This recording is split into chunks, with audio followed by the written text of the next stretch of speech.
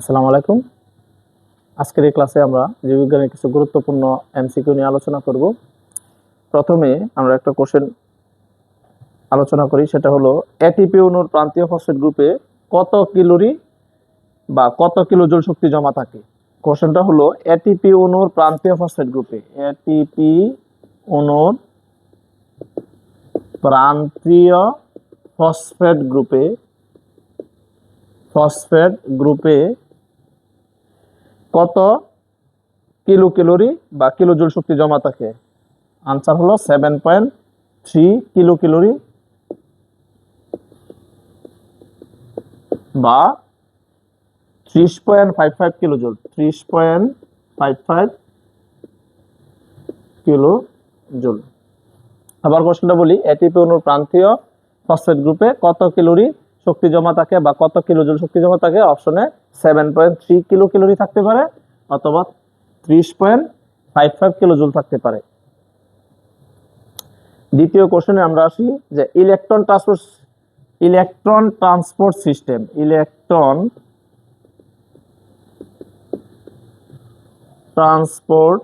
System কোথায় থাকে। Electron transport system plastid এবং মাইটোকন্ড্রিয়া দুটোতেই থাকতে পারে। অপশনে যে কোনো একটা থাকতে পারে, প্লাস্টিড ও মাইটোকন্ড্রিয়ায়। প্লাস্টিড এবং মাইটোকন্ড্রিয়াতে থাকে। এটা খুবই ইম্পর্টেন্ট, পরীক্ষাতে এবার আসতে পারে যে ইলেকট্রন ট্রান্সপোর্ট সিস্টেম কোথায় থাকে। প্লাস্টিড এবং মাইটোকন্ড্রিয়া যে কোনো অপশন, যে কোনো একটা থাকলে আমরা একটা দিব বা বহু নির্বাচনের মাঝে এটা আসতে পারে। তারপরে তোমার কোশ্চেন করতে পারে যে জৈব মুদ্রা কাকে বলে বা বায়োলজিক্যাল কয়েন। জৈব মুদ্রা বা বায়োলজিক্যাল কয়েন বলা হয় কাকে? বায়োলজিক্যাল কয়েন বলা হয় এটিপি কে। বায়োলজিক্যাল কয়েন বলা হয় এটিপি কে। এটার আনসার হলো এটিপি। এটিপির ফুল মিনিংস অ্যাডেনোসিন ট্রাইফসফেট। এটা অনেক সংক্ষিপ্ত প্রশ্নে আসতে পারে। এটিপির ফুল মিনিংস কি? Adenosine triphosphate. সেম আছে এডিপি, অ্যাডেনোসিন ডাইফসফেট।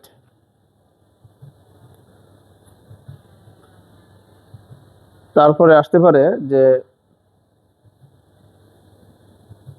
সালোক সংশ্লেষণ প্রক্রিয়ায় প্রধান স্থান কোথায়? সালোক সংশ্লেষণ প্রক্রিয়ায় প্রধান স্থান, সালোক সংশ্লেষণ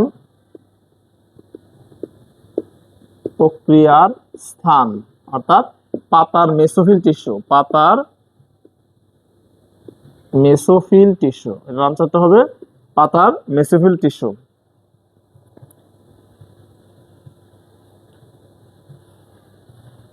তারপরে তোমাকে কোশ্চেন করতে পারে যে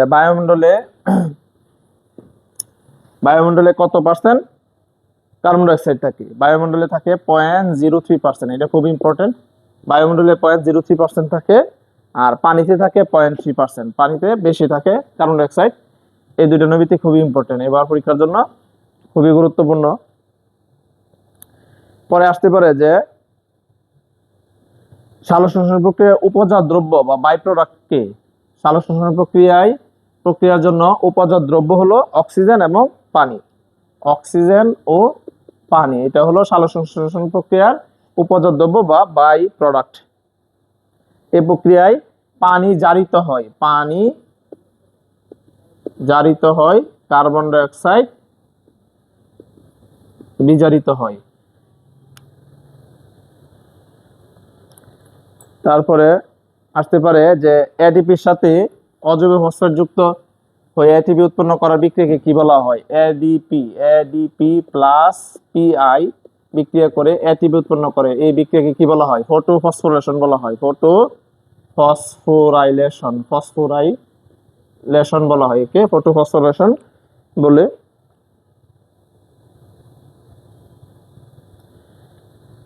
আসতে পারে পানি বিয়োজিত হয়ে কি উৎপন্ন করে? পানি বিয়োজিত হয়ে কি উৎপন্ন করে? তোমাকে অপশনে থাকতে পারে প্রোটন বা হাইড্রোজেন আয়ন বা এটার অপর নাম হলো প্রোটন, তারপরে উৎপন্ন করে অক্সিজেন, তারপরে ইলেকট্রন। কারণ এটা বহু নির্বাচনের মধ্যে আসতে পারে যে পানি বিয়োজিত হয়ে কি উৎপন্ন হয়? প্রোটন বা H+, H+এর অপর নাম প্রোটন, অক্সিজেন এবং ইলেকট্রন। বাংলায় বলা থাকতে পারে একে ফটোলাইসিস বলা হয়, একে ফটোলাইসিস বলা হয়।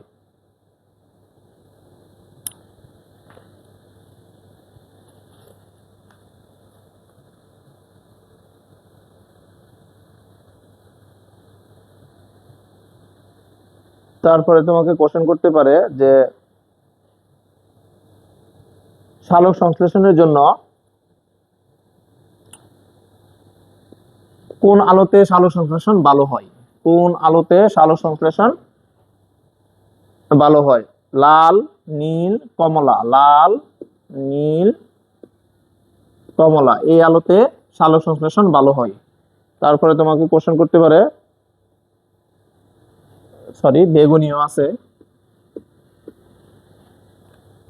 তারপরে সবুজ বা হলুদে সালোক সংশ্লেষণ ভালো হয় না, সবুজ বা হলুদ এটাতে ভালো হয় না, এগুলিতে সালোক সংশ্লেষণ ভালো হয়, এটাতে ভালো হয় না,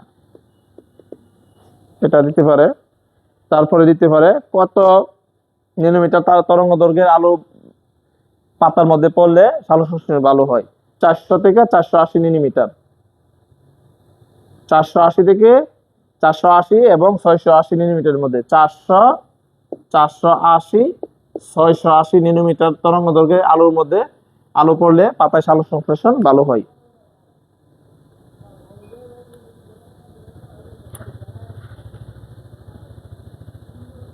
তারপরে তোমাকে কোশ্চেন করতে পারে যে সালোক সংশ্লেষণের জন্য পরিমিত তাপমাত্রা কোনটি, মানে সবচেয়ে ভালো তাপমাত্রা কোনটি, অর্থাৎ কোন তাপমাত্রায় সালোক সংশ্লেষণ বেশি হয়? এটা খুবই ইম্পর্টেন্ট, এবার পরীক্ষায় তোমার আসতে পারে। আনসারটা হলো 22 ডিগ্রি থেকে 35 ডিগ্রি সেলসিয়াস বা সেন্টিগ্রেড। 22 ডিগ্রি সেন্টিগ্রেড থেকে 35 ডিগ্রি সেন্টিগ্রেড, এটা খুবই ইম্পর্টেন্ট এবার পরীক্ষার জন্য, এটা পরীক্ষা আসতে পারে যে 22 ডিগ্রি সেন্টিগ্রেড থেকে 35 ডিগ্রি সেন্টিগ্রেড তাপমাত্রায় সালোক সংশ্লেষণ ভালো হয়। এর চেয়ে কম বেশি হলে সালোক সংশ্লেষণের হার কমে যায়। 35 ডিগ্রি সেলসিয়াসের বেশি হলে সালোক সংশ্লেষণ কমে যায়, কম হলে সালোক সংশ্লেষণ কমে যায়। তারপরে তোমাকে কোশ্চেন করতে পারে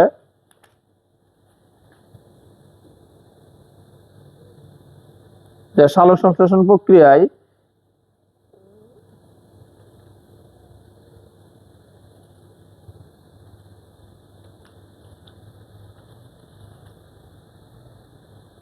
তোমাকে কোশ্চেন করতে পারে যে শ্বসনে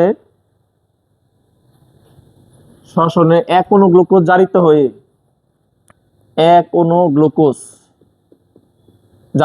কয় অণু পাইরুভিক অ্যাসিড উৎপন্ন করে? এক অণু গ্লুকোজ জারিত হয়ে 2 অণু পাইরুভিক অ্যাসিড উৎপন্ন করে, 2 অণু পাইরুভিক অ্যাসিড উৎপন্ন করে। পাইরুভিক অ্যাসিডের সংকেত দিতে পারে, পাইরুভিক নিচের কোনটি? পাইরুভিক অ্যাসিডের সংকেত C3H4O3, C3H4O3 এটা পাইরুভিক অ্যাসিডের সংকেত। তোমাকে এটা কোশ্চেন করতে পারে। তারপরে করতে পারে যে এটা যে প্রসেসে হয় এটার নাম হলো গ্লাইকোলাইসিস। এই গ্লাইকোলাইসিস প্রক্রিয়ায় কত অণু এটিপি উৎপন্ন হয়? অর্থাৎ এক অণু গ্লুকোজ থেকে 2 অণু পাইরুভিক অ্যাসিড উৎপন্ন হইতে যে প্রসেসটা হয় সেটার নাম হলো গ্লাইকোলাইসিস। এই গ্লাইকোলাইসিস প্রক্রিয়ায় কয় অণু এটিপি উৎপন্ন হয়? অথবা তোমাকে গ্লাইকোলাইসিস প্রক্রিয়ায় আমরা যদি দেখি তাহলে দেখা যায় যে 4 অণু এটিপি উৎপন্ন হয়, 4 অণু এটিপি, তারপর উৎপন্ন হয় 2 অণু NADH2।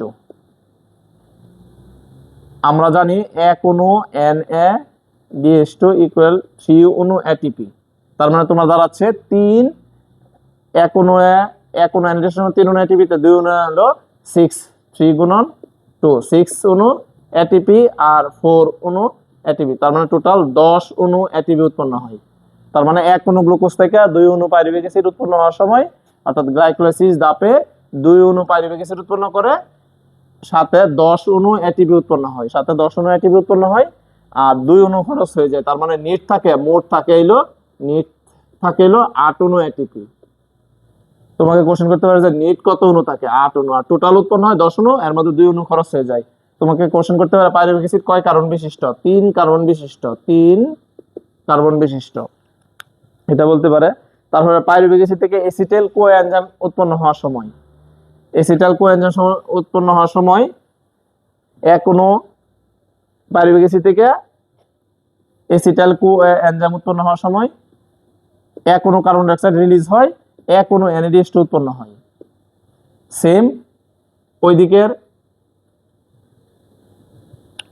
আমরা যদি দেখি চার্টটা যদি একটু দেখি, যে গ্লুকোজ গ্লাইকোলাইসিস ধাপে ভেঙে পাইরুভেট C3H4O3 C3H4O3 2 অণু ATP খরচ হয়, 4 অণু ATP উৎপন্ন হয়, 2 অণু NADH2 উৎপন্ন হয়। এই পাইরুভেট থেকে এসিটাইল কো এনজাইম যখন হয় তখন এক অণু কার্বন ডাই অক্সাইড রিলিজ হয়, এক অণু NADH2 উৎপন্ন হয়, DH2 উৎপন্ন হয়। এই পাশেও সেম এক অণু কার্বন ডাই অক্সাইড রিলিজ হয়, এসিটাইল কো এনজাইম কোন সময় এখানেও এক অণু NADH2 উৎপন্ন হয়। তারপরে 2 অণু পাইরুভেট থেকে 2 অণু এসিটাইল কো এনজাইমের সময় 2 অণু NADH2 উৎপন্ন হয়। তার মানে 2 অণু NADH2 সমান 4টি ATP, সরি 6টি ATP, কারণ একটা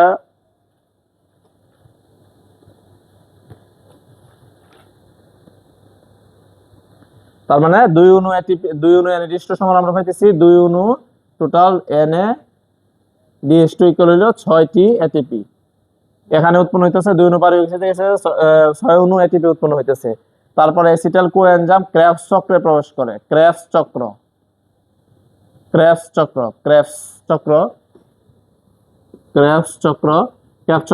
সে 2 অণু কার্বন ডাই অক্সাইড রিলিজ করে, এখানে সে উৎপন্ন করে 3 অণু NADH2, 3 অণু NADH2, 1 অণু FADH2, 1 অণু GTP। এখানেও সেম 3 অণু 1 অণু FADH2 উৎপন্ন করে। তার মানে এখানে 3 3 6 অণু NADH2, 6 অণু মানে 1 অণু NADH2 3টা, 3 6 18 অণু ATP, 1 অণু FADH2 সমান হলো 2 অণু ATP। তার মানে এখানে 2 অণু FADH2 সমান হলো 4টি ATP, আর একটি GTP আর একটি দুইটি GTP সমান হলো 2টি ATP। তার মানে ক্রেবস চক্রে উৎপন্ন হইতাছে 18 আর 4 22, 22 কত 24 অণু ATP উৎপন্ন হইতাছে। সবচেয়ে বেশি উৎপন্ন হয় ক্রেবস চক্রে। তোমাকে কোশ্চেন এই ধাপ থেকে তোমাকে বিভিন্ন ভাবে বলতে পারে। তার মানে টোটাল তোমার যদি আমরা হিসাব করি আসতেছিল 24 অণু, আর এখানে 6 অণু 30 অণু, আর এখানে আসতেছিল 10 অণু, 10 অণুর মধ্যে এখানে 2 অণু আছে, তার মানে 8। তার মানে টোটাল এই প্রসেসটা হইতে 38 অণু ATP উৎপন্ন হয়। আর কার্বন ডাই অক্সাইড হয় 2 অণু 4 4 আর 2 6 অণু কার্বন ডাই অক্সাইড উৎপন্ন হয়। তার মানে 38 অণু ATP উৎপন্ন হয়, 6 অণু কার্বন ডাই অক্সাইড। এখন তোমাকে কোশ্চেন করতে পারে যে 2 অণু গ্লুকোজ থেকে কত উৎপন্ন হয়, 2 অণু গ্লুকোজ থেকে, তার মানে এটা ডাবল হবে। আবার যে কোনো একটা ধাপের কথা বলতে পারে। তারপর তোমার এই ছকটা তুমি যদি মনে রাখতে পারো তাহলে তুমি এখান থেকে সবকিছু আনসার করতে পারবা। তারপরে তোমাকে কোশ্চেন করতে পারে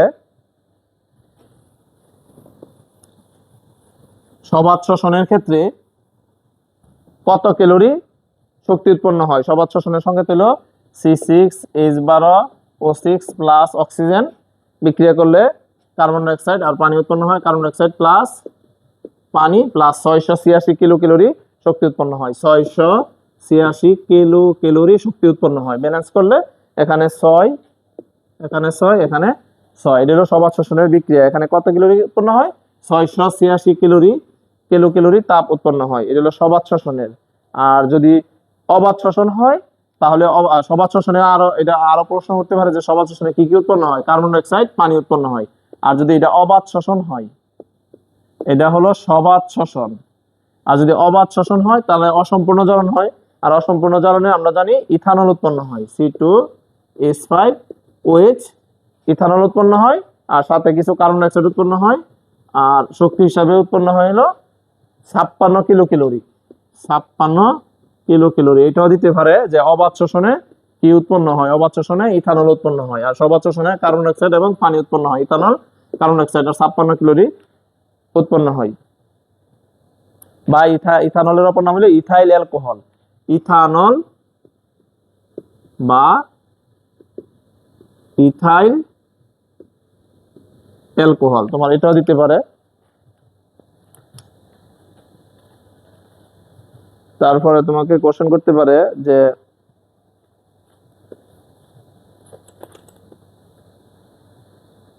ক্র্যাবস চক্র কোথায় সংঘটিত হয়? ক্র্যাবস চক্র সংঘটিত হয় মাইটোকন্ড্রিয়ায়। মাইটোকন্ড্রিয়া সম্পন্ন হয়। ক্র্যাবস চক্র কোথায় সম্পন্ন হয়? মাইটোকন্ড্রিয়ায় সম্পন্ন হয়। তোমাকে এটা কোশ্চেন করতে পারে। তারপরে তোমাকে কোশ্চেন করতে পারে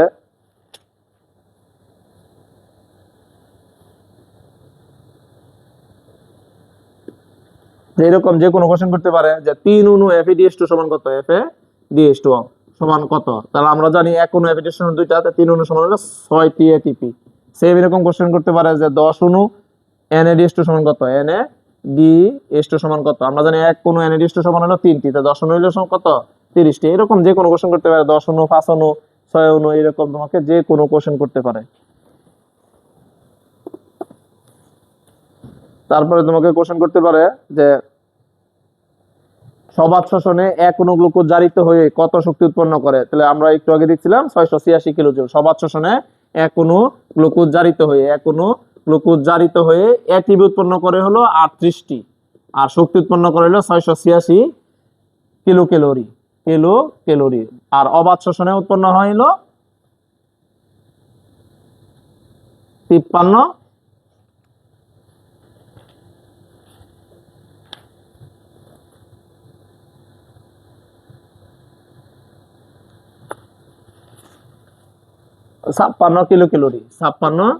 কিলো ক্যালোরি এটা উৎপন্ন হয়।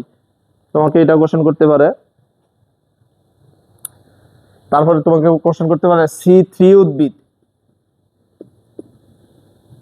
উদ্ভিদের প্রথম স্থায়ী পদার্থ কোনটি? C3 উদ্ভিদের প্রথম স্থায়ী পদার্থ হলো 3 কার্বন বিশিষ্ট ফসফোগ্লিসারিক অ্যাসিড 3PGA।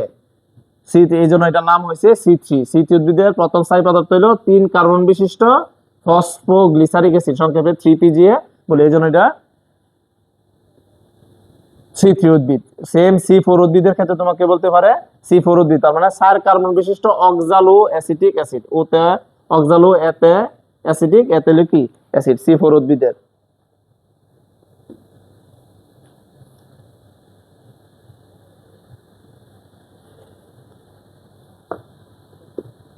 তারপরে তোমাকে কোশ্চেন করতে পারে যে ক্র্যাবস চক্রে কত অণু কার্বন ডাই অক্সাইড উৎপন্ন হয়? ক্র্যাবস চক্রে আমরা দেখছিলাম দুই পাশে 2 অণু 4 অণু কার্বন ডাই অক্সাইড উৎপন্ন হয়। ক্র্যাবস চক্রে 4 অণু, অর্থাৎ তুমি যদি ওই 4টা মনে রাখতে পারো তাহলে তুমি যে কোনো কোশ্চেন এখান থেকে সলিউশন করতে পারবা।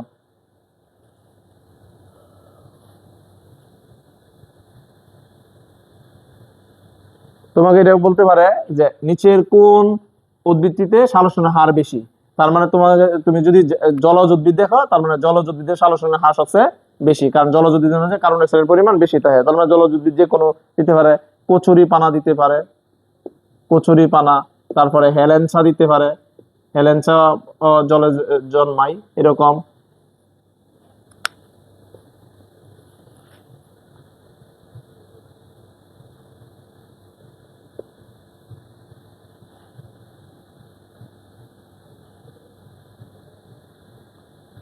আত্তীকরণ শক্তি কাকে বলে? আত্তীকরণ শক্তি দিতে পারে। আত্তীকরণ শক্তি কোনটি? এটিপি হলো আত্তীকরণ, বা NADH2, এগুলি কে বলা হয় আত্তীকরণ শক্তি।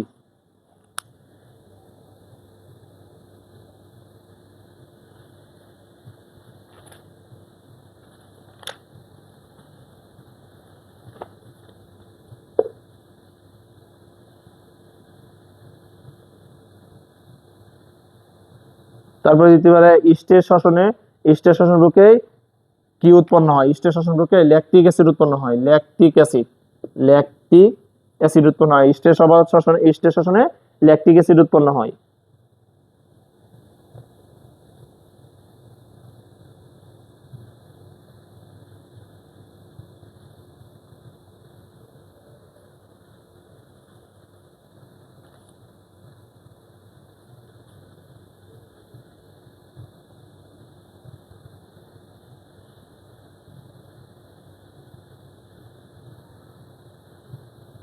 তারপরে দিতে পারে এসিটাইল কোয়ে এনজাইম ধাপে কয় অণু এটিপি উৎপন্ন হয়? আমরা জানি এসিটাইল কো এর ক্ষেত্রে যখন পাইরুভিক অ্যাসিড থেকে এসিটাইল কো এর সৃষ্টি হয় দুই ধাপে, এখানে এক অণু NADH উৎপন্ন হয়, এখানে এক অণু NADH উৎপন্ন হয়। তার মানে এখানে এক অণু, এখানে এক অণু, তার মানে দুই অণু, তাহলে এক অণু NADH তিনটা, তাহলে ছয়টি এটিপি উৎপন্ন হয়। এটা তোমাকে কোশ্চেন করতে পারে।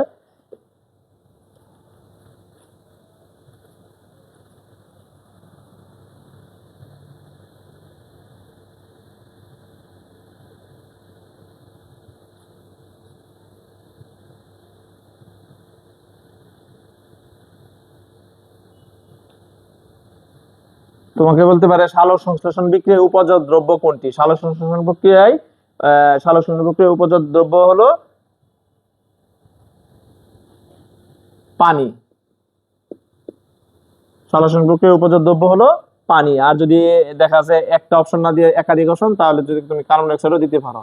আর মেইন প্রোডাক্ট হলো আমরা জানি গ্লুকোজ, C/6H12O6।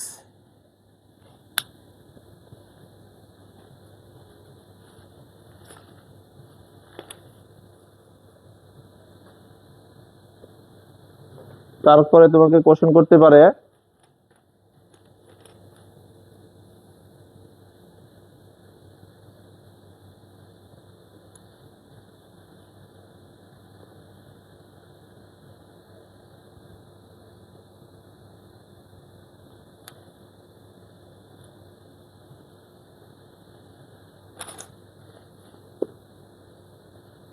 বিক্রিয়া দিয়ে দিতে পারে, তোমাকে এরকম কোশ্চেন করতে পারে।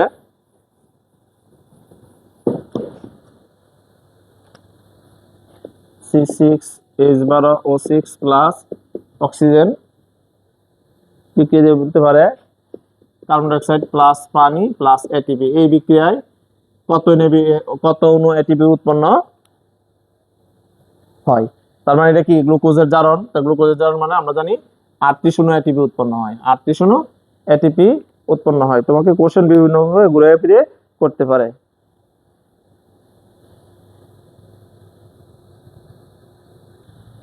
তোমাকে কোশ্চেন করতে পারে যে বাস্তুতন্ত্রের ভৌত উপাদান কোনগুলি? ভৌত উপাদান তাহলে বাস্তুতন্ত্রের ভৌত উপাদানের মধ্যে আছে সূর্যালোক, তাপমাত্রা,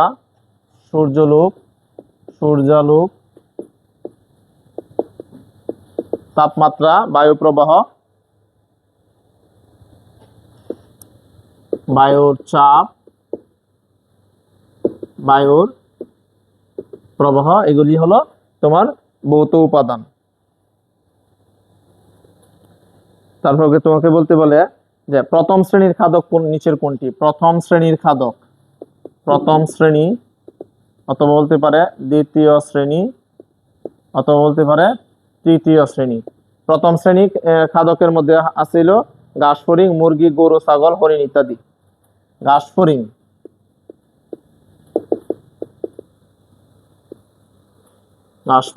গরু, ছাগল,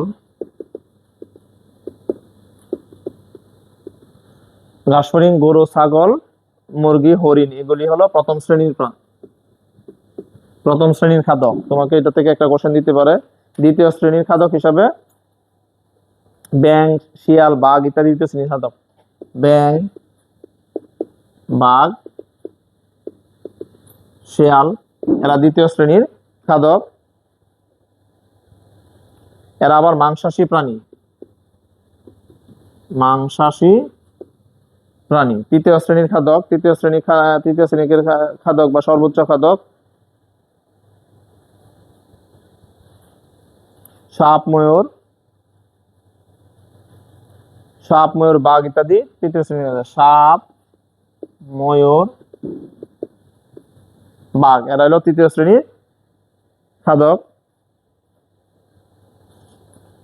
তোমাকে এটা কোশ্চেন করতে পারে। তারপর তোমাকে কোশ্চেন করতে পারে যে ধাঙর কাদের বলা হয়? ধাঙর বা স্ক্যাভেঞ্জার।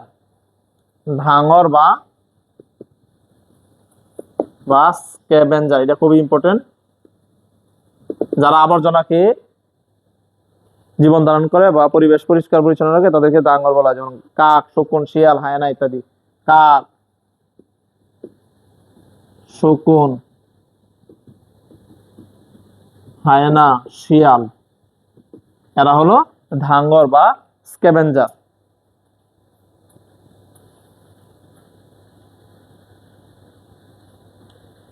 তারপরে তোমাকে কোশ্চেন করতে পারে যে পানিতে ভাসমান ক্ষুদ্র জীবদেরকে কি বলা হয়? পানিতে ভাসমান জীবদেরকে কি বলা হয়? প্লাঙ্কটন বলা হয়। প্লাঙ্কটন। পানিতে ভাসমান ক্ষুদ্র জীবদেরকে প্লাঙ্কটন বলা হয়। আর প্লাঙ্কটন এক ধরনের উৎপাদক, এটা মনে রাখতে হবে, এটা অনেক সময় আসে।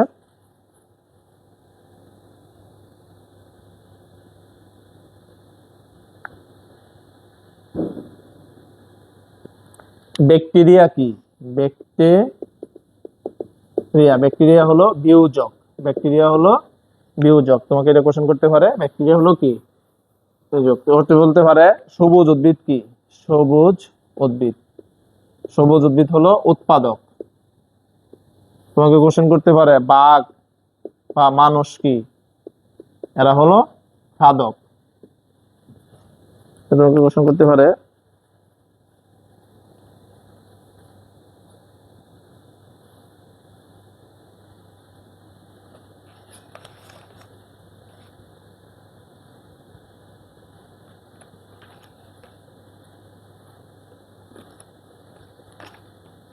তারপরে তোমাকে কোশ্চেন করতে পারে যে একটি ব্যাঙের ওজন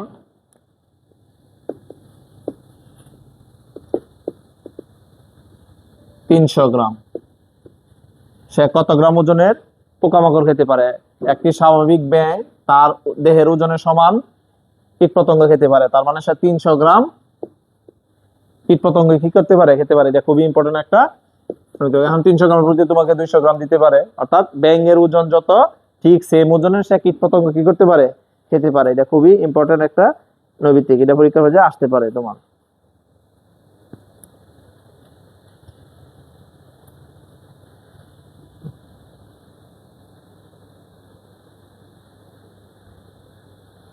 তোমাকে প্রশ্ন করতে পারে পরজীবী ও মৃতজীবী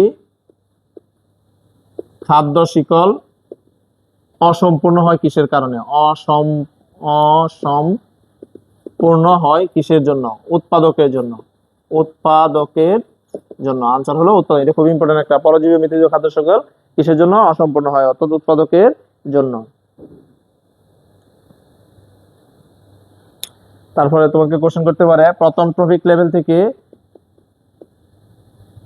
দ্বিতীয় ট্রফিক লেভেলে কতটুকু শক্তি সঞ্চারিত হয়? 10%।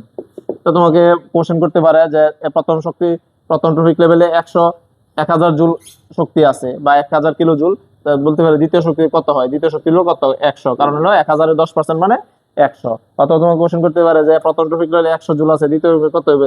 100 এর 10%, তার মানে 10। তার মানে এটা তুমি হিসাব করে নিবা। এটা পরীক্ষা যে এরকম আসতে পারে।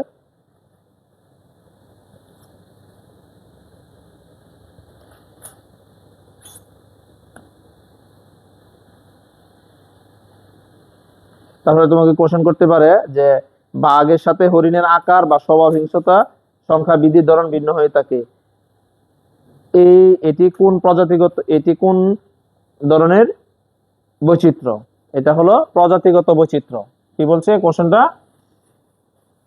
প্রজাতিগত বৈচিত্র্য। প্রজাতিগত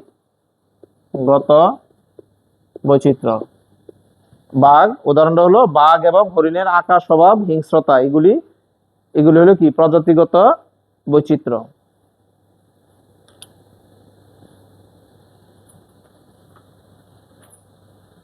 তারপরে তোমাকে কোশ্চেন করতে পারে যে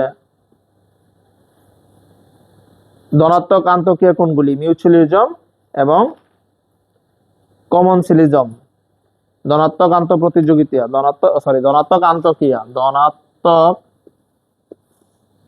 আন্তঃক্রিয়া মিউচুয়ালিজম আর হলো কমনসিলিজম। মিউচুয়ালিজম এবং কমনসিলিজম, এটা হলো ধনাত্মক আন্তঃক্রিয়া। তাই মিউচুয়ালিজম এবং কমনসিলিজম কি? মিউচুয়ালিজম হলো সহযোগীদের উভয় একে অন্যের দ্বারা উপকৃত হয়, মানে দুজনেই মিউচুয়ালিজম। মিউচুয়ালিজম। একে অপরের দ্বারা উপকৃত হয় মিউচুয়ালিজম। তার মানে তোমাকে বিভিন্ন উদাহরণ দিতে পারে, যেমন কি যে মৌমাছি এবং ফুল, ফুলের মধ্যে কি হয় মিউচুয়ালিজম। কারণ মৌমাছি যদি ফুলের মধ্যে হয়, মৌমাছি ও ফুল, তাহলে মৌমাছি ফুলের মধ্যে মধু আহরণ করে, এক্ষেত্রে মৌমাছি মধু সংগ্রহ করে, মৌমাছির লাভ হয় আর ফুলের পরাগায়ন হয়। এই জন্য এটা নাম হলো কি মিউচুয়ালিজম। এরকম তুমি আরো অন্য উদাহরণ দিলে তুমি এটার সাথে মিলিয়ে নিবা মিউচুয়ালিজমের। তারপরে যেমন তোমাকে দিতে পারে পাখি ও ফল। তার মানে দেখো পাখি ফল গ্রহণ করে, আর ফলের থেকে যে বীজটা, এই বীজটা এক জায়গা থেকে আরেক জায়গায় স্থানান্তর করে। তার মানে ফল থেকে এখানে বীজে যখন মাটিতে পড়ে তখন এখানে বংশবৃদ্ধি হয়। তার মানে পাখি ফলকে জীবন দান করতেছে, এখানে আবার গাছেরও বংশবৃদ্ধি হইতেছে। তার মানে এটাও কি মিউচুয়ালিজম। তারপরে উদাহরণ দিতে পারে যে শৈবাল এবং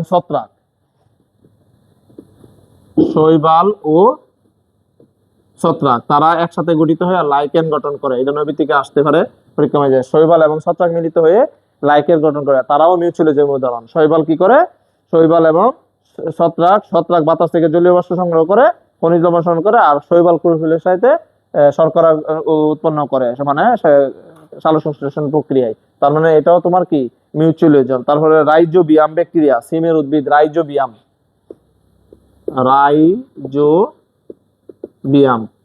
সিমের শিকড়ে নড়িউল তৈরি করে, আর এই নড়িউল দিয়ে সে সিম উদ্ভিদে রাইজোবিয়াম ও সিম গাছ, এই সিম গাছের মধ্যে সে নাইট্রোজেন সরবরাহ করে, আর সে এই নডিউল গুলি কি করে উদ্ভিদ থেকে শর্করা গ্রহণ করে। তার মানে তোমার এখানেও মিউচুয়ালিজম হইতেছে। তারপরে আসিল কমন সিলিজম। কমন সিলিজম হলো একজন মাত্র উপকৃত হবে আর অন্যজন ক্ষতিগ্রস্ত হবে না। কমন সিলিজম, এগুলি শর্ট প্রশ্ন তোমাকে দিতে পারে। কমন সিলিজম, একজন উপকৃত হবে, অন্যজন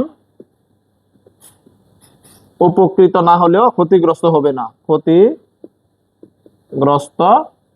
না। তার মানে তোমাকে এরকম অপশন দিতে পারে, যেমন তোমাকে দিল রোহিণী উদ্ভিদ তোমার কি করে বড় গাছকে আশ্রয় করে বেঁচে থাকে, অর্থাৎ মূল হলো মাটিতে থাকে আর বড় একটি গাছকে আঁকড়ে ধরে বেঁচে থাকে। তার মানে তোমার এটা কি কমন ছিল, অর্থাৎ রোহিণী উদ্ভিদে এখানে উপকৃত হইতেছে কিন্তু বড় গাছের কোনো ক্ষতি হইতেছে না, আবার বড় গাছের কোনো উপকার হইতেছে না। তার মানে এটা হলো কি তোমার কমন সিলিজম। এই দুইটা হলো ধনাত্মক আন্তঃক্রিয়া। এখন আসি ঋণাত্মক আন্তঃক্রিয়ার মধ্যে আসে হলো ঋণাত্মক আন্তঃক্রিয়া।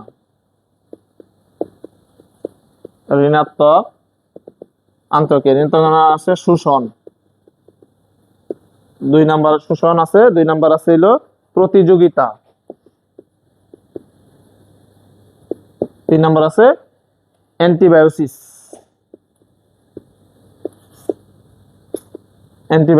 এই দুইটা হতে পারে। যেমন শোষণের মধ্যে কি হতে পারে? শোষণ যেমন স্বর্ণলতা হোস্টুরিয়া নামক অঙ্গের সাহায্যে কি করে আশ্রয়জাত উদ্ভিদ থেকে খাদ্য সংগ্রহ করে, এটা হলো শোষণ। তারপরে তোমাকে দিতে পারে মশা। তাহলে মশা দেখো, মানুষের মশা বা উকুন এগুলি হলো কি করে শোষণ করে। মশা মানুষের শরীর থেকে তোমার কি করে রক্ত শোষণ করে, উকুন সেম মাথা থেকে মাথায়। তারপরে তোমার কি কোকিল কি করে? কোকিল পরের বাসায় কি করে ডিম পাড়ে, এটাও কি হয় শোষণ। তারপরে আসলে প্রতিযোগিতা তেমন উদাহরণ নাই, এটা হলো ডারউইনের আন্তঃপ্রজাতিক এবং অন্তঃপ্রজাতিক প্রতিযোগিতা। হলো আন্তঃপ্রজাতিক ও অন্তঃপ্রজাতিক বৈচিত্র্য। আন্তঃপ্রজাতিক সংগ্রাম, এটা হলো প্রতিযোগিতার উদাহরণ। তারপরে আসলে অ্যান্টিবায়োসিস।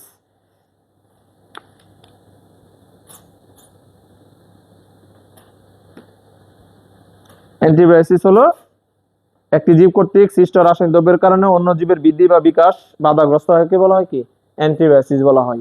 এটা উদাহরণ তোমার দিতে পারে পেনিসিলিয়াম সফট্রাকেরিয়া দিতে পারে, তোমাকে এখান থেকে এটা কোশ্চেন করতে পারে। তারপরে তোমাকে বিভিন্ন খাদ্য শিকল দিতে পারে।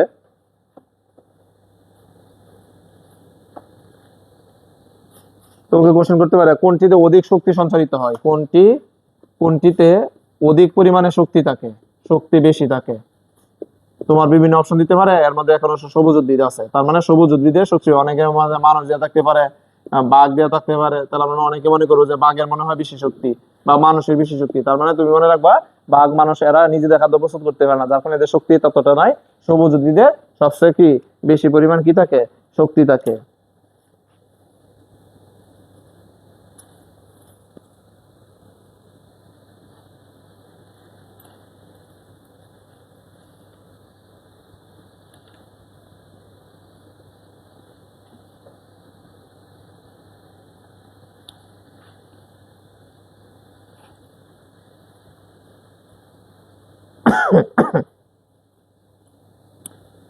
তারপরে আমরা একটু আগে কোশ্চেন বলছিলাম যে কাক, শকুন, হায়নাকে কি বলা হয়? আবর্জনা ভোগ বা স্ক্যাভেঞ্জার বা ধাঙ্গর বলা হয়। তোমার এইটা থেকে এই শ্রেণী এইরকম কোশ্চেন আসতে পারে। তোমাকে কোশ্চেন করতে পারে বংশগতির জনক কে? বংশগতির জনক আমরা জানি বংশগতির জনক হলো Gregor Johann Mendel. Gregor Johann মানে কি ছিল? ধর্মযাজক। অর্থাৎ আমরা যারা হুজুর বলি, হুজুর যাদের চিনি, তিনি ছিলেন খ্রিস্টান, তিনি একজন পাদ্রী বা ধর্মযাজক বলা হয়, গ্রেগর জোহান মেন্ডেল।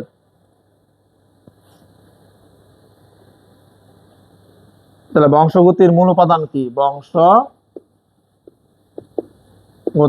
মূল উপাদান হলো ক্রোমোজোম। ক্রোমোজোম হতে পারে, ক্রোমোজোম যদি অপশনে না থাকে তার মানে জিন হতে পারে, জিন না হলে হতে পারে ডিএনএ হতে পারে, এই তিনটা যে কোনো একটা হতে পারে। এটা তো তারপরে তোমাকে কোশ্চেন করতে পারে যে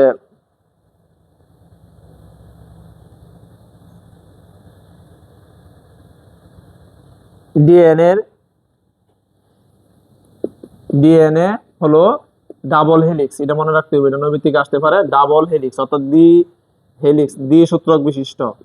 ডিএনএ হলো ডাবল হেলিক্স।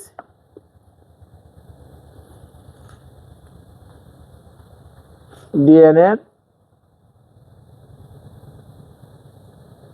তারপরে দিতে পারে ক্রোমোজোম কে আবিষ্কার করছেন? ক্রোমোজোম আবিষ্কার করছেন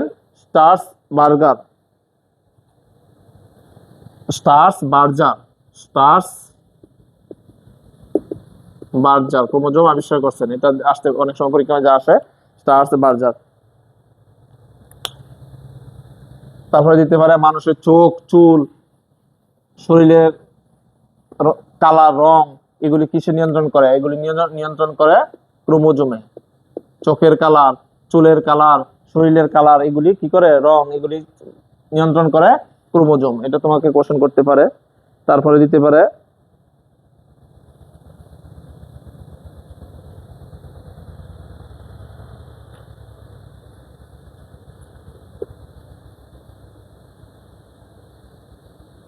ডিএনএ ডাবল হেলিক্সের ব্যাস কত? 20 অ্যাংস্ট্রম ব্যাস। ডিএনএ ডাবল হেলিক্সের ব্যাস হলো 20 অ্যাংস্ট্রম। একটি ডিএনএ একটি পূর্ণ গুণনের দূরত্ব হলো, দৈর্ঘ্য হলো কত? একটি পূর্ণ গুণন হলো 34 অ্যাংস্ট্রম। 34 অ্যাংস্ট্রম। তার মানে তোমাকে যদি বলে দুইটা পূর্ণ গুণন কত? দুইটি বলতে পারে, তারপর 34 যোগানে কত? 68 অ্যাংস্ট্রম। এরকম ভাবে 10টি বলতে পারে, 20টি বলতে পারে, তুমি হিসাব করে নিবা আর কি। এটা পরীক্ষায় অনেক সময় দেই। সবসময় মনে রাখবা একটি পূর্ণ গুণন হলো 34 অ্যাংস্ট্রম। তার মানে এখন তোমাকে জয়টি বলে ততটা তুমি কি দিবা? গুণ দিবা, এটা মনে রাখবা। এবং এটা ডিএনএ এর মডেলটা ডাবল হেলিক্স আবিষ্কার করছেন কেডা? ওয়াটসন ও ক্রিক, দুইজন বিজ্ঞানী। ওয়াটসন ও ক্রিক 1953 সালে তারা নোবেল পুরস্কার হয়েছে এটা আবিষ্কার করে। এটা অনেক সময় পরীক্ষায় আসে, ওয়াটসন ও ক্রিক।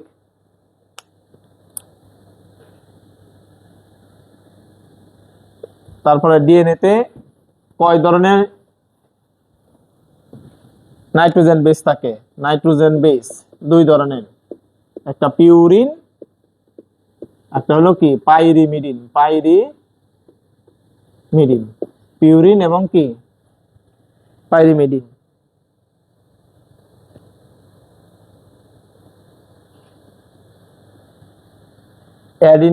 অ্যাডিনিন আর গুয়ানিন হলো পিউরিন, আর সাইটোসিন আর থাইমিন হলো পাইরিমিডিন। এটা নবী থেকে আসতে পারে।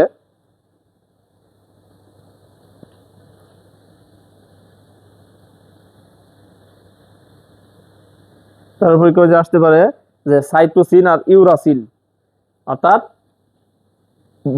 আরএনএ তে থাকে হলো ইউরাসিল, অর্থাৎ সাইটোসিন থাইমিনের পরিবর্তে ইউরাসিল থাকে। এটা মনে রাখবা, এটা নবী থেকে আসে যে থাইমিনের পরিবর্তে ইউরাসিল, থাইমিনের পরিবর্তে অর্থাৎ থাইমিনের পরিবর্তে ইউরাসিল থাকে আরএনএ এর মধ্যে।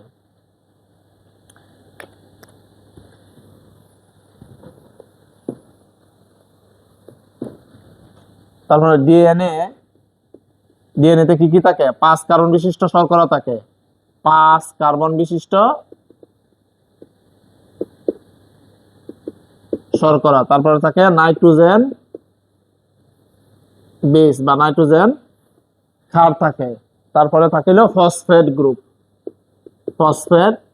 গ্রুপ। এই তিনটারে একসাথে মিলিত হয়ে বলা হয় নিউক্লিওটাইড।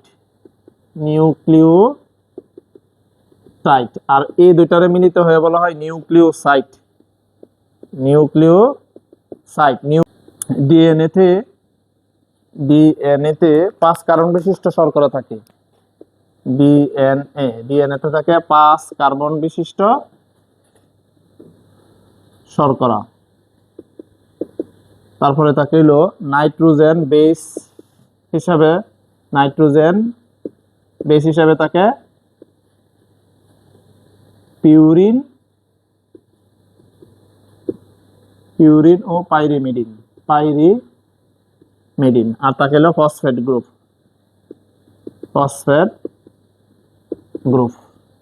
এই ফসফেট গ্রুপে এই তিনটাকে একসাথে বলা হয় নিউক্লিওটাইড। আর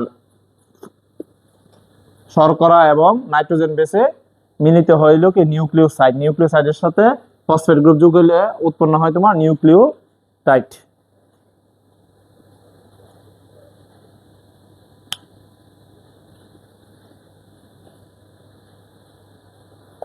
তারপরে তোমাকে কোশ্চেন করতে পারে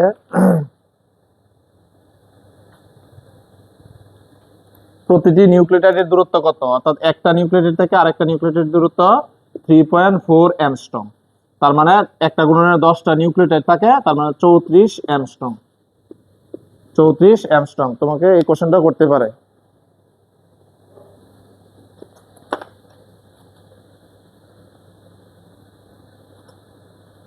তারপরে তোমাকে থাকে এলো আরএনএ ভাইরাস কি? আরএনএ কোনটিতে থাকে? টিএমবি অর্থাৎ টোবাকো মোজাইক ভাইরাস। যে সকল জীবে ডিএনএ নাই তাদের ডিএনএ এর পরিবর্তে আরএনএ থাকে। আরএনএ ডিএনএ কাজ করে, এটা মনে রাখবা। আর আরএনএ এর ফুল মিনিং ছিল রাইবো নিউক্লিক অ্যাসিড।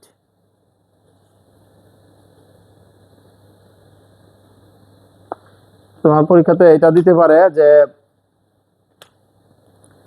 অ্যাডেনিনের সাথে কার সম্পর্ক? অ্যাডেনিনের সাথে থাইমিনের সম্পর্ক এবং ডাবল বন্ড দ্বারা। আর গুয়ানিনের সাথে ট্রিপল বন্ড দ্বারা সাইটোসিনের সম্পর্ক। এটা নবী থেকে দিতে পারে পরীক্ষার মধ্যে।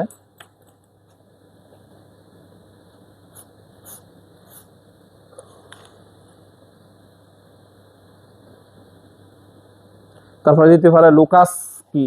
লুকাস অর্থাৎ ক্রোমোজোম যে জায়গায় অবস্থান করে তাকে লুকাস বলা হয়, অর্থাৎ ক্রোমোজোমের অবস্থানকে লুকাস বলা হয়।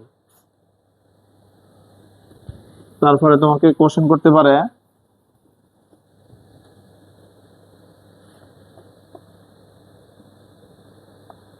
মানবদেহে ক্রোমোজোম কয়টি? মানবদেহে ক্রোমোজোম 23 জোড়া, অর্থাৎ 46টি। তোমাকে এটা কোশ্চেন করতে পারে 23 জোড়া বা 46টি। তারপরে তোমাকে কোশ্চেন করতে পারে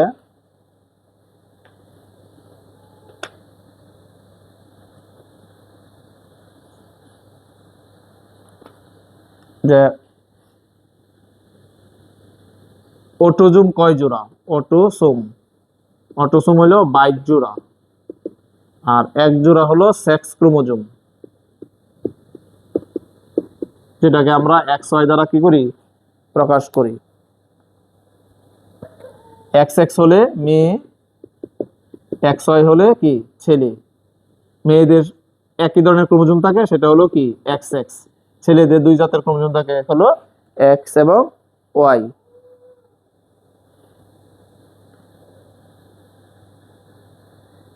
পুরুষদের ক্ষেত্রে প্রতি 10 জনে একজন কালার ব্লাইন্ড, পুরুষদের ক্ষেত্রে।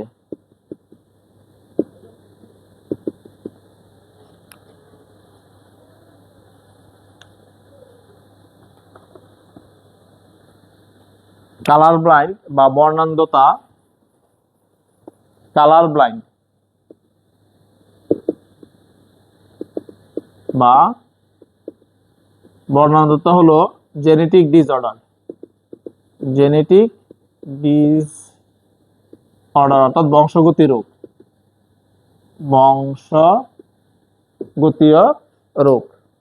এগুলি অটোমেটিক হতে পারে অথবা বিভিন্ন ওষুধ সেবনে হতে পারে, পার্শ্ব প্রতিক্রিয়া। হাইড্রোক্সিক্লোরোকুইন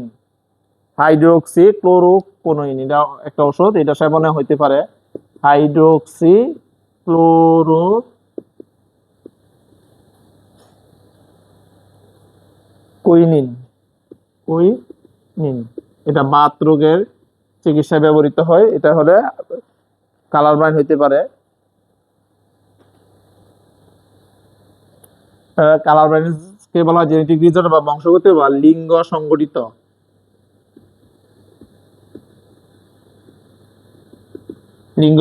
রোগ বা সেক্স লিঙ্কড বলা হয়।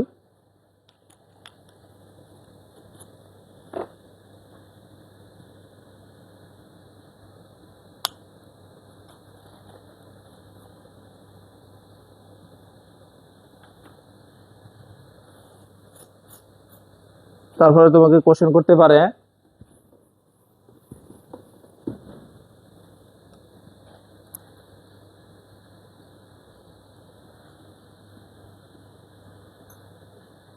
হিমোগ্লোবিন কণিকা নষ্ট হলে কোন রোগ হয়? হিমোগ্লোবিন কণিকা, এটা হলো থ্যালাসেমিয়া। হিমোগ্লোবিন কণিকা ও হিমোগ্লোবিন বহনকারী কণিকা নষ্ট হলে থ্যালাসেমিয়া রোগ হয়। থ্যালাসেমিয়া এক ধরনের বংশগতি রোগ, বংশগতি ব্যাধি। এটা অনাবৃত থেকে আসতে পারে। থ্যালাসেমিয়া রোগের লোহিত কণিকা নষ্ট হয়ে যায়। কোন কণিকা? লোহিত কণিকা নষ্ট হয় থ্যালাসেমিয়া রোগের কারণে। অপরাধী শনাক্তকরণে কোনটি ব্যবহৃত হয়? PCR, polymerase chain reaction. এটা আসে। ডিএনএ কে কাটতে কি ব্যবহৃত হয়? ডিএনএ কে কাটতে রেস্ট্রিকশন এনজাইম ব্যবহৃত হয়। রেস্ট্রিকশন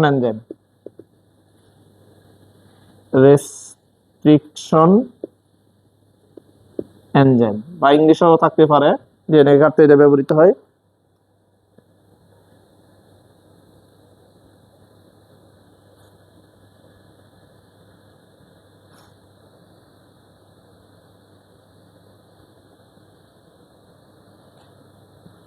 তারপরে তোমাকে কোশ্চেন করতে পারে যে থ্যালাসেমিয়া কয় ধরনের? থ্যালাসেমিয়া দুই ধরনের, একটা হলো আলফা থ্যালাসেমিয়া, বিটা থ্যালাসেমিয়া। এক ধরনের আলফা, একটা হলো বিটা। আলফা থ্যালাসেমিয়া এবং বিটা থ্যালাসেমিয়া। আলফা থ্যালাসেমিয়া হলো আলফা গ্লোবুলিন তৈরি জিন অনুপস্থিত থাকে, আর বিটা হলো বিটা গ্লোবুলিন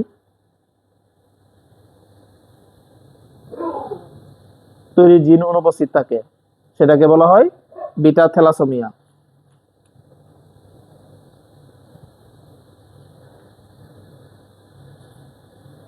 থ্যালাসেমিয়া রোগী 30 বছরের বেশি বেঁচে থাকতে পারে না, সম্ভাবনা খুব কম। 30 বছর, আমি থেকে দিতে পারে 30 বছর থাকতে পারে।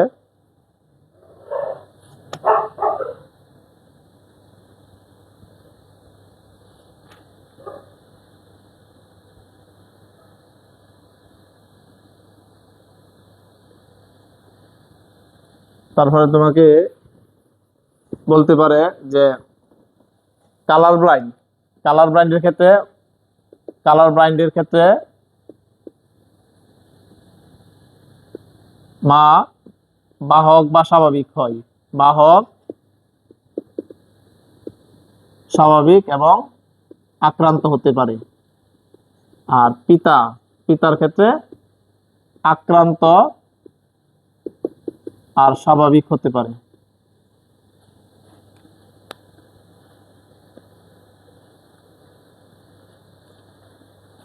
তারপরে জীবনের সূত্রপাত হয় কোনটি থেকে? জীবনের সূত্রপাত হয় নিউক্লিয় প্রোটিন থেকে। নিউক্লিয় প্রোটিন এটা নবী থেকে আসতে পারে।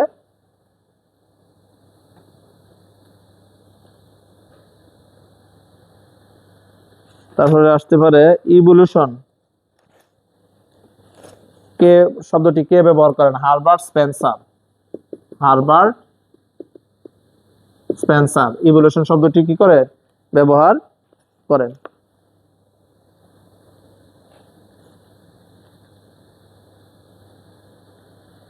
এটা দিতে পারে যে প্রকট জিনের বৈশিষ্ট্য কোথায় প্রকাশ পায়? প্রথম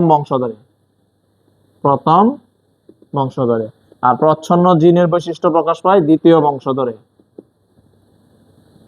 মেন্ডেলের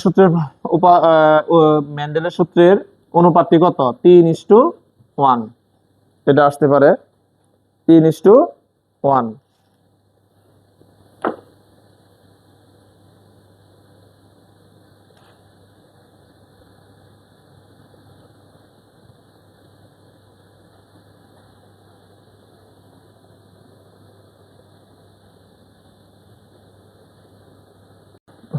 প্রজননের জন্য রূপান্তরিত বিশেষ ধরনের বিটপ হলো কি? ফুল। প্রশ্ন হলো কি? প্রজননের জন্য রূপান্তরিত বিটপ হলো ফুল। এটা ইম্পর্টেন্ট একটা নৈবিত্তিক, এটা তোমাকে প্রশ্ন করতে পারে। তাহলে একটি আদর্শ ফুলের কয়টি স্তবক থাকে? একটি আদর্শ ফুলের 5টি স্তবক থাকে। আদর্শ ফুলের 5টি স্তবক থাকে। 5টি স্তবক। যেমন উদাহরণ হলো কি? জবা। এটা তোমাকে কোশ্চেন করতে পারে।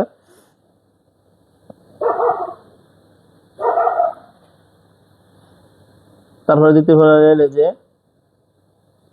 সম্পূর্ণ ফুল কোনগুলি? সম্পূর্ণ ফুল হলো সম্পূর্ণ। তারপরে তোমাকে কোশ্চেন করতে পারে অসম্পূর্ণ ফুল। সম্পূর্ণ ফুল হলো জবা ধুতুরা। সম্পূর্ণ ফুল হলো জবা ধুতুরা। অর্থাৎ 5টি স্তবকই থাকে, তাদেরকে সম্পূর্ণ ফুল বলা হয়। একটি স্তবক না থাকলে লাউ কুমড়া অসম্পূর্ণ। লাউ কুমড়া এটা অপশনে দিতে পারে। তারপরে তোমাকে দিতে পারে যে বৃন্তযুক্ত ফুলকে বলা হয় সবৃন্তক। সবৃন্তক ফুলগুলি কি? সবৃন্তক ফুল হলো জবা কুমড়া। তারপরে তোমাকে কোশ্চেন বলতে পারে বৃন্তহীন বা অবৃন্তক খাতিসুর। এটা নবী থেকে ইম্পর্টেন্ট। এটা একটা খাতিসুর, এটা খুব ইম্পর্টেন্ট। এবার পরীক্ষা আসতে পারে, অবৃন্তক বলা হয়। তারপরে তোমাকে কোশ্চেন দিতে পারে উভলিঙ্গ ফুল।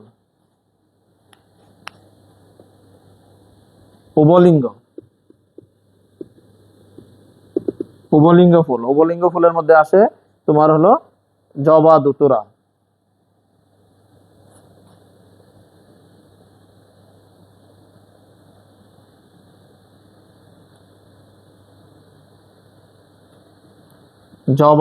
উভলিঙ্গ ফুল জবা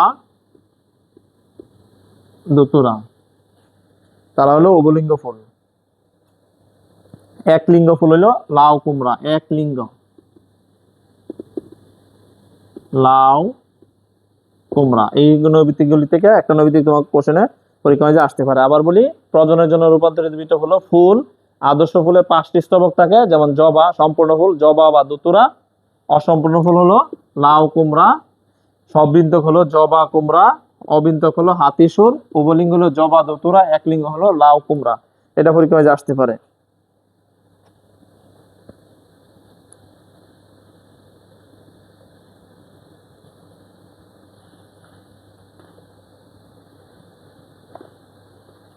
ফুলের বাইরের স্তবককে বীতি বলে, এটা এটা পরীক্ষায় আসে। বীতি, বীতির কাজ কি? বীতির কাজ হলো বাইরের আঘাত থেকে রক্ষা করা, এটা মনে রাখবা, এটা নবী থেকে আসে। পোকা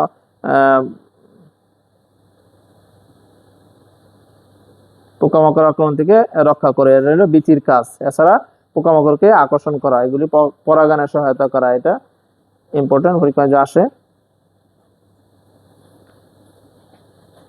তারপরে তোমার আসতে আসতে পারে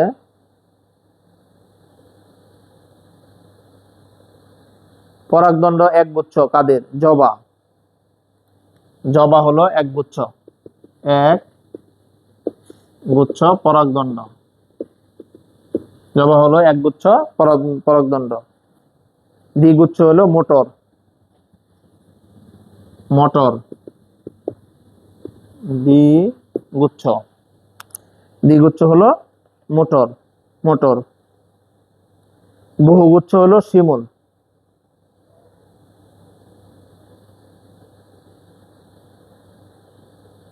বহুগুচ্ছ থাকলে তাকে বহুগুচ্ছ পুংস্তবক বলা হয়। বহুগুচ্ছ হলো শিমুল, বহুগুচ্ছ, এটা নবী থেকে তোমার আসতে পারে।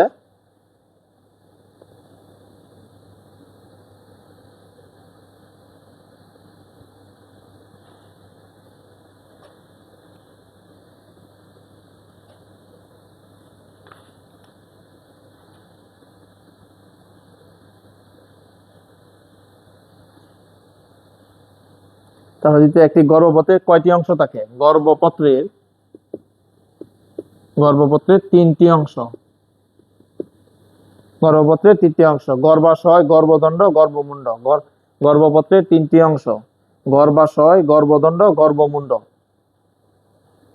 জনভিত্তিকে আসতে পারে। পরাগায়নকে কি বলা হয়? পরাগ সংযোগ। পরাগ সংযোগ বলা হয়। পরাগায়নকে বলা হয় পরাগ সংযোগ। পরাগায়ন দুই প্রকার, একটা স্বপরাগায়ন, একটা পরপরাগায়ন। স্বপরাগায়ন কোনটির ক্ষেত্রে? সরিষা ধুতুরা, এদের ক্ষেত্রে স্বপরাগায়ন ঘটে। স্বপরাগায়ন, স্বপরাগায়ন সরিষা, তারপরে ধুতুরা। আর হলো পরপরাগায়ন ঘটে কোথায়? পরপরাগায়ন ঘটে শিমুল, পেঁপে, পরপরাগায়ন দেখা যায় শিমুল, পেঁপে, শিমুল, পেঁপে, এটাতে পরপরাগায়ন দেখা যায়।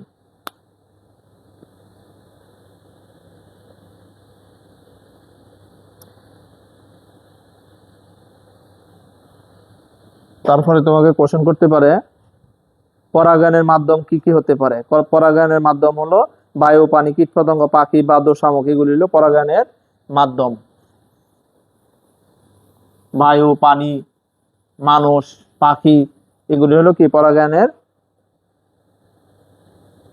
মাধ্যম।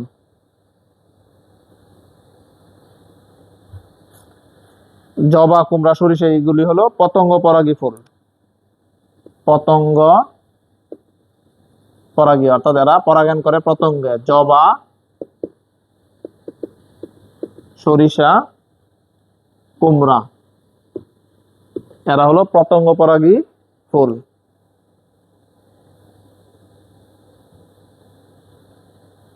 দান হলো বায়ু পরাগী, বায়ু পরাগী, এরা হলো দান। বায়ু পরাগী হলো দান।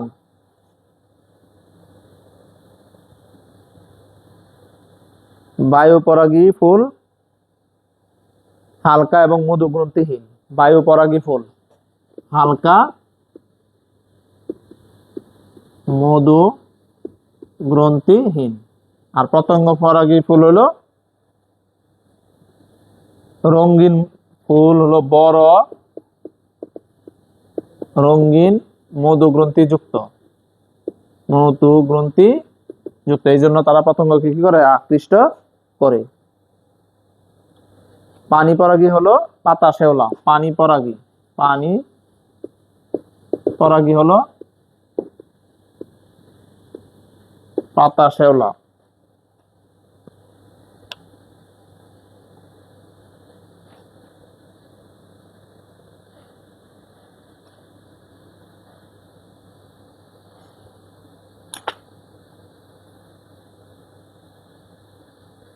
কোশ্চেন করতে পারে ডিম্বকরন্ধ্রের দিকের কোষ তিনটিকে কি বলা হয়? গর্ভযন্ত্র। গর্ভযন্ত্র। ডিম্বকরন্ধ্রের দিকের তিন কোষটিকে গর্ভযন্ত্র বলা হয়। একে ডিম্বাণু, মাঝে এর মাঝের কোষটি বড়, একে ডিম্বাণু বলে, অন্য কোষকে সহকারী কোষ বলা হয়। সহকারী কোষ বলা হয়।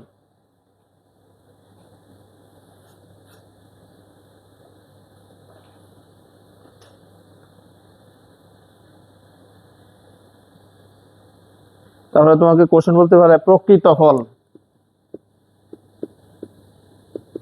প্রকৃত ফল কোনগুলি? প্রকৃত ফল হলো আম, জাম।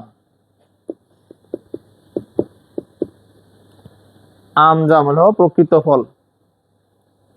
অপ্রকৃত ফল হলো আপেল, চালতা। অপ্রকৃত।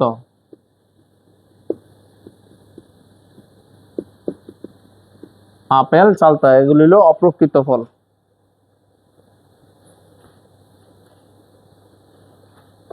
আসে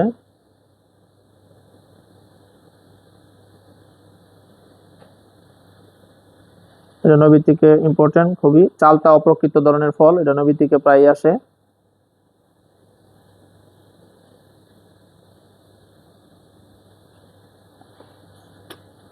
তারপরে পরীক্ষা যে আসিল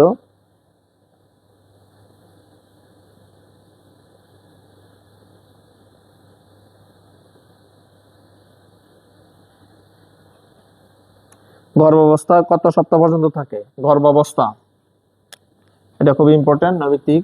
গর্ভাবস্থা 38 থেকে 40 সপ্তাহ। 38 থেকে 40 সপ্তাহ থাকে। 38 থেকে 40 সপ্তাহ থাকে গর্ভাবস্থা।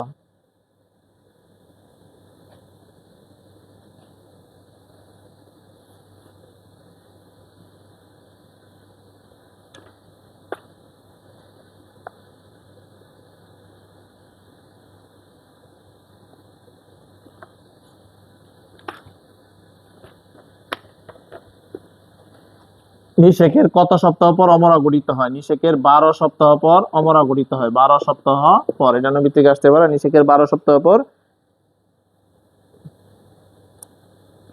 পরে থাইরয়েড গ্রন্থি থেকে কি নিঃসৃত হয়? থাইরক্সিন। থাইরক্সিন হরমোন নির্গত হয়। থাইরক্সিন হরমোন নিঃসৃত হয়। হাঙ্গরের কোন ধরনের নিষেক ঘটে? হাঙ্গরে, এটা খুবই ইম্পর্টেন্ট। হাঙ্গরে কোন ধরনের নিষেক ঘটে? হাঙ্গরে আন্তঃনিষেক ঘটে। অন্তঃনিষেক। এটা খুবই ইম্পর্টেন্ট একটা নৈতিক। অন্তঃনিষেক ঘটে। হাঙ্গরে অন্তঃনিষেক ঘটে। ব্যাঙে বহির্নিষেক ঘটে। ব্যাঙে বহির্নিষেক ঘটে। এটা পরীক্ষায় যে প্রায় আসে। ব্যাঙে বহির্নিষেক ঘটে।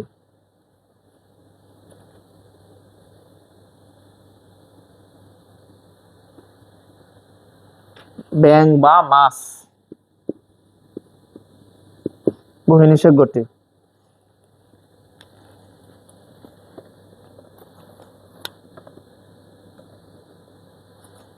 তারপরে তোমার আসে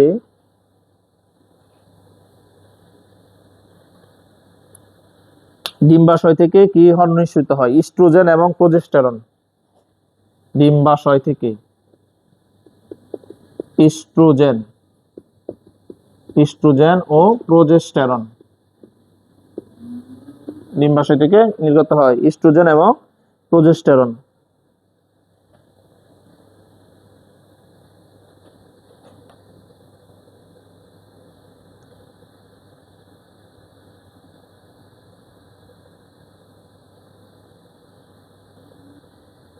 এই হরমোন ইস্ট্রোজেন এবং প্রজেস্টেরন নারীদের নারী সুলভ আচরণে সহায়তা করে। এটাও খুব ইম্পর্টেন্ট। নারীদের নারী সুলভ আচরণে সহায়তা করে।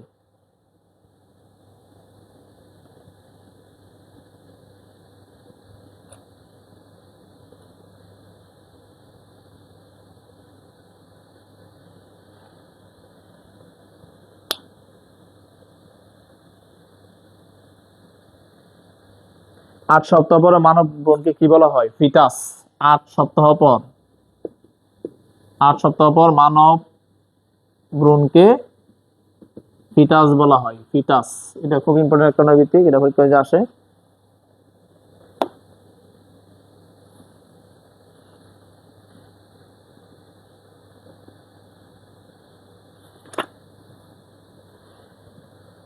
সাধারণত 40 থেকে 50 বছর পর্যন্ত মেয়েদের ঋতুস্রাব চলতে থাকে। 40 থেকে 50 বছর, 40 থেকে 50, এটা নৈর্ভিত্তিক আসে 40 থেকে 50 বছর পর্যন্ত। এর পরবর্তীতে একে রজনী নিবৃত্তি কাল বলা হয়, এটা নৈর্ভিত্তিক আসে 40 থেকে 50 বছর, 40 থেকে 50 বছর পর্যন্ত এটা নৈর্ভিত্তিক আসে প্রায়।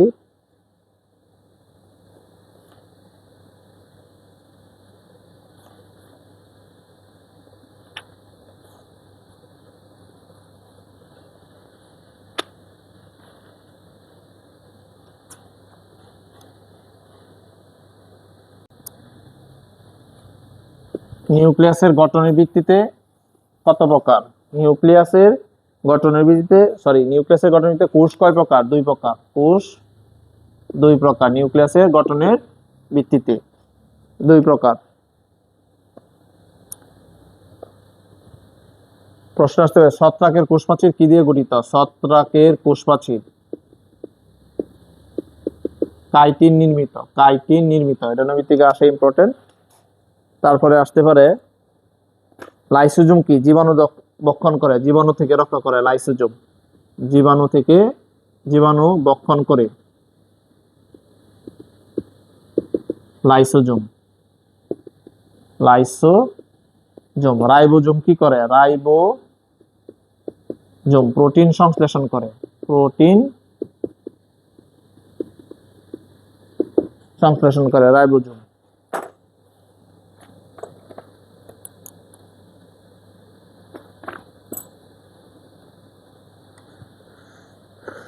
ক্রোমোপ্লাস্টের কারণে রঙিন হয়। ক্রোমোপ্লাস্টের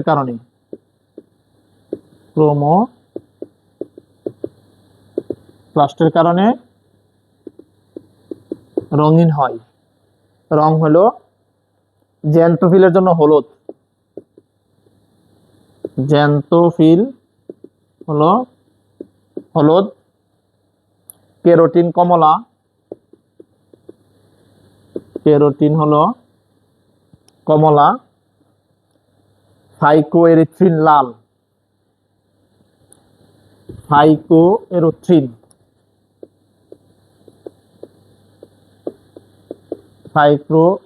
হলো লাল। ফাইকোসায়ানিন হলো নীল, এটা নৈর্ভিত্তিকে আসতে পারে। লিউকোপ্লাস্ট কোথায় থাকে? লিউকোপ্লাস্ট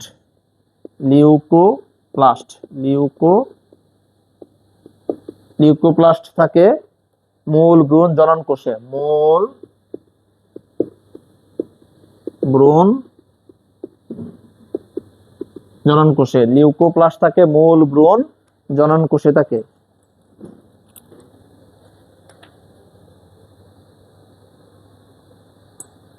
প্লাস্টিডের কোন অংশ সূর্যালোক আবদ্ধ করে? গ্রানা বা গ্রানাম। প্লাস্টিডের কোন অংশ সূর্যালোক আবদ্ধ করে? গ্রানা বা গ্রানাম।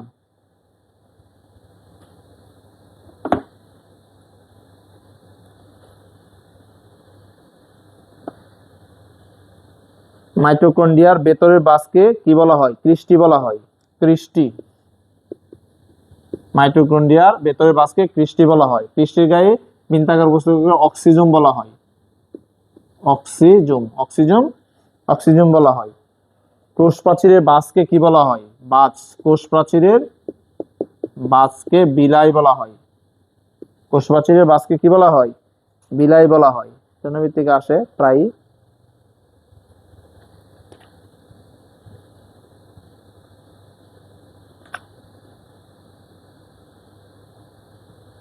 মাইটোকন্ড্রিয়া অনুপস্থিত কোনটিতে?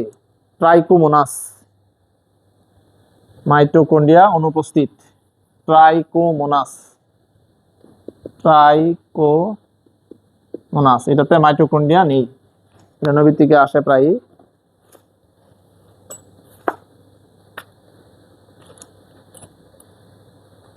প্লাস্টিড কে আবিষ্কার করেন? Ernst Haeckel. Ernst Haeckel plastid আবিষ্কার করেন, যে প্রায় নবী থেকে দেই।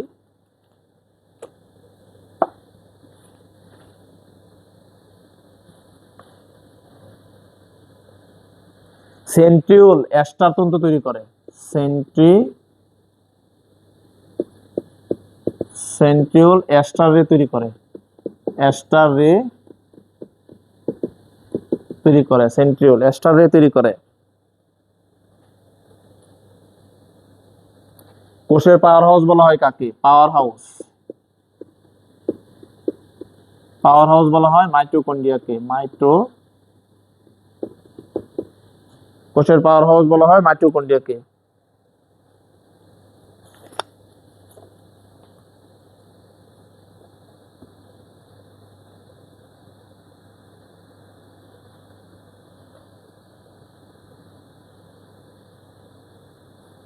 স্কোয়ামাস আবরণী টিস্যু কিসের মতো কাজ করে? চাকনির মতো। স্কোয়ামাস আবরণী টিস্যু, স্কোয়ামাস আবরণী টিস্যু, আবরণী টিস্যু চাকনির মতো কাজ করে। চাকনির মতো কাজ করে স্কোয়ামাস আবরণী টিস্যু।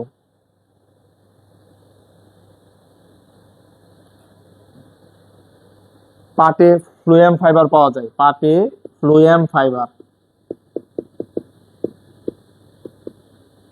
পাটে পাওয়া যায় ফ্লুয়েম ফাইবার।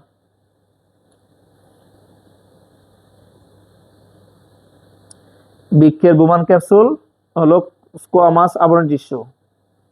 বৃক্ষের বুমান ক্যাপসুলে, বৃক্ষের বুমান ক্যাপসুলে থাকে স্কোয়ামাস আবরণী টিস্যু। স্কোয়ামাস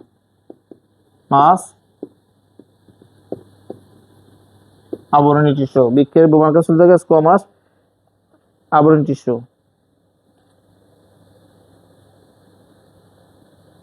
ত্বকে থাকে স্টেটিফাইড আবরণী টিস্যু। ত্বকে, আমাদের ত্বকে থাকে হলো স্টেটিফাইড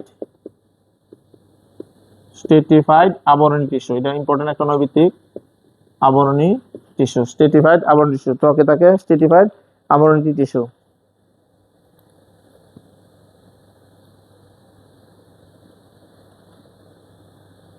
রক্তরসে কত ভাগ পানি থাকে? 91 থেকে 92 ভাগ রক্তরসে পানি থাকে।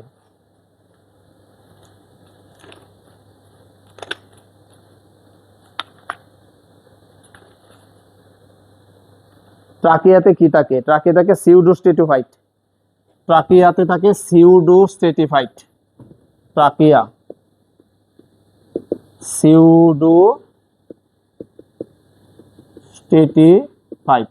ট্রাকিয়া থাকে সিউডোস্টেটিফাইড আবরণী টিস্যু।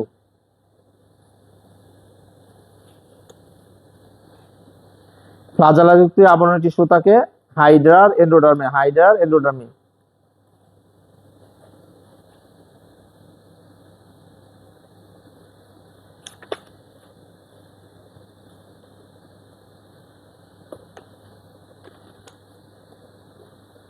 মানুষের হাত পায়ের টিস্যু হলো ঐচ্ছিক পেশি। ঐচ্ছিক,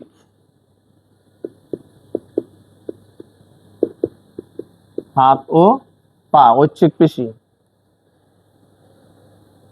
অনৈচ্ছিক পেশি তাহলে অনৈচ্ছিক পেশি, অনৈচ্ছিক পেশি থাকে হলো কি? পাকস্থলীতে, অন্ননালীতে, এগুলিতে পাকস্থলী, অন্ননালী, পাকস্থলী,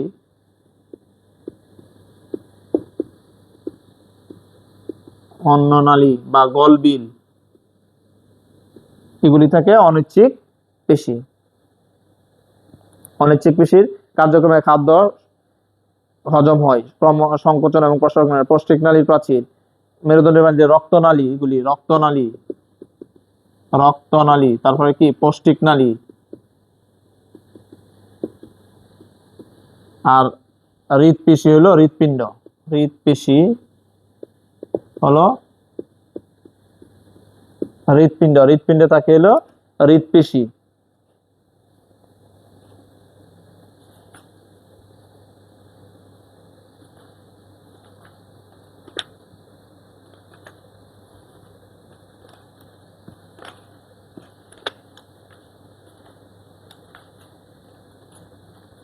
রক্তে দুইটি উপাদান, রক্তরস এবং রক্তকোষ। রক্তরস হইল 55%, রক্তকোষ হইল 45%।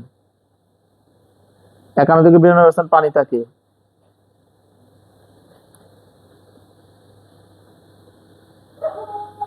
রক্ত হলো তরল যোজক টিস্যু, তরল যোজক টিস্যু। রক্ত হলো তরল যোজক টিস্যু।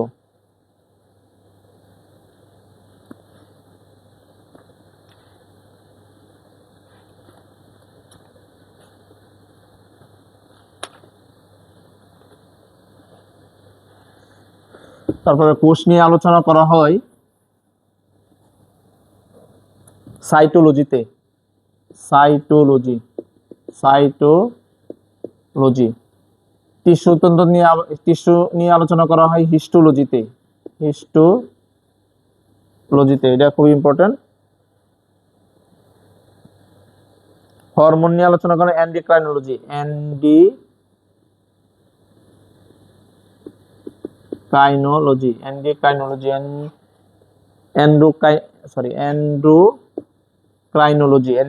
এন্ডোক্রাইনোলজি।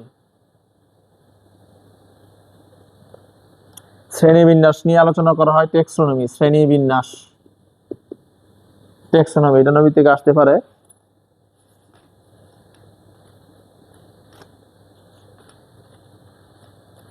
বৈজ্ঞানিক নামের মধ্যে অনেক ধরনের বৈজ্ঞানিক নাম, সবগুলি বৈজ্ঞানিক নামই আসতে পারে। বৈজ্ঞানিক নামগুলি সবগুলি তোমরা পড়ে নিবা। শ্রেণীবিন্যাসের জনক বলা হয় ক্যারালাস লিনিয়াসকে শ্রেণীবিন্যাসের জনক বলা হয়। সুইডিশ বিজ্ঞানী ক্যারালাস লিনিয়াসকে বলা হয়। মানুষ কোন শ্রেণীর অন্তর্গত? ম্যামালিয়া। প্রাইমেট বর্গের অন্তর্ভুক্ত। আর পর্ব হলো করডাটা। মেরুদণ্ডী প্রাণীদের মধ্যে কি থাকে? নোটুকর্ড থাকে। এটা নবী থেকে আসে প্রায়।